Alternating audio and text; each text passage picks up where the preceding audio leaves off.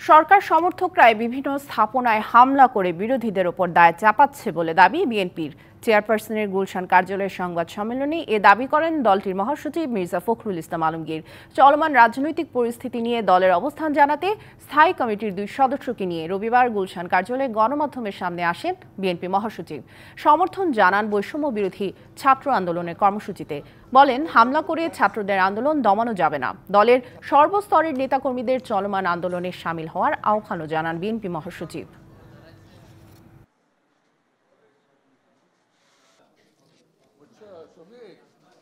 সরকার তাদের এই বর্বরতা আড়াল করতে সন্ত্রাসী বাহিনী দিয়ে কিছু স্থাপনাতেও ধ্বংসযজ্ঞ চালিয়ে এর দায় দায়িত্ব বিএনপি সহ বিরোধী দলের উপর চাপিয়ে দেওয়ার অপচেষ্টা করেছে।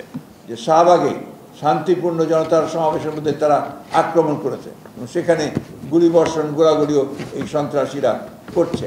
আমরা বিশ্বাস করি যে ছাত্র জনতার যে উত্তাল আন্দোলন শুরু হয়েছে, এই আন্দোলনকে দমন করে এই যে সমস্ত অপচেষ্টা, সেই অপচেষ্টাগুলো কখনোই সফল হবে না।